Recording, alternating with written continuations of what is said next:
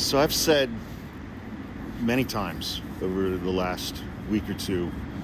So first of all, procedurally, if this big, beautiful, we're all going to die bill actually does pass the Senate, it has to go back to the House because the Senate has made a lot of changes to it.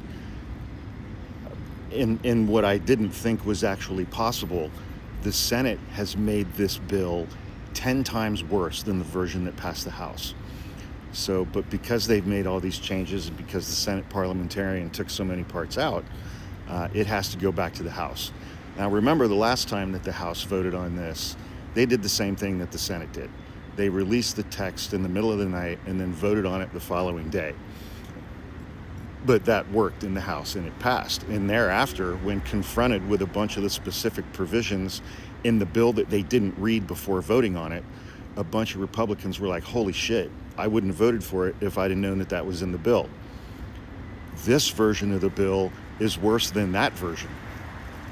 So we'll see what happens. If it passes the Senate, it's got to go back to the House.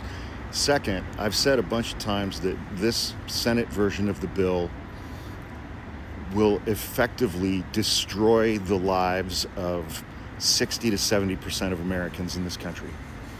60% of this country couldn't handle a $400 emergency if it popped up.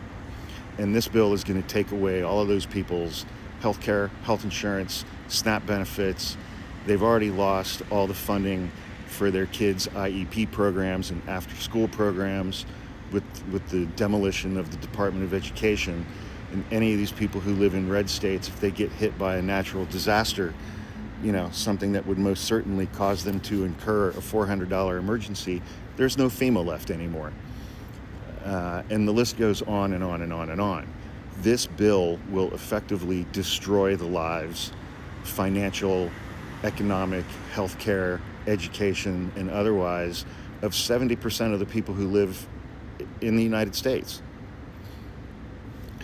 And maybe that's the point. You couple that with deporting 11 million people, and then maybe Stephen Miller actually does get his wish that the population of the United States is reduced to around 100 million people, all of whom look like him. His agenda and Donald Trump's agenda in the second term when it comes to domestic politics is the 14 words.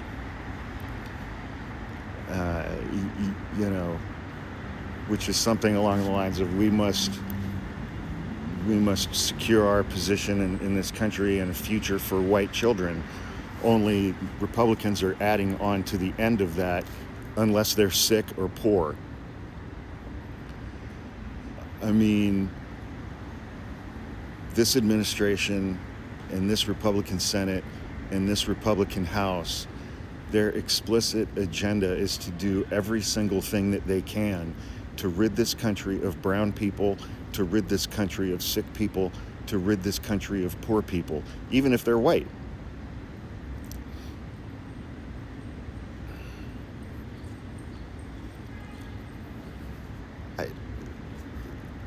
Let's say they get everything that they want. What would this country and their lives look like if this country was exclusively populated by straight Christian white men with money?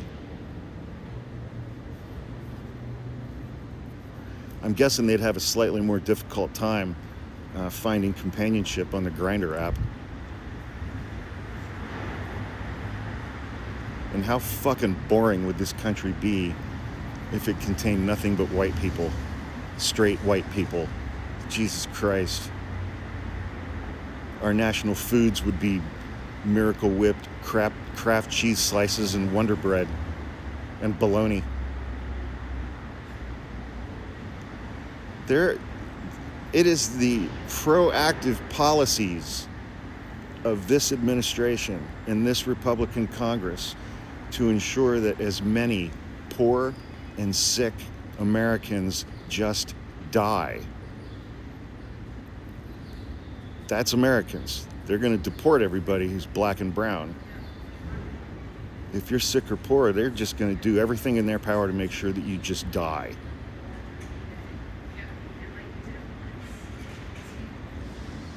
And And it only took less than 6 months. Cool. This legislation is Project 2025, codified.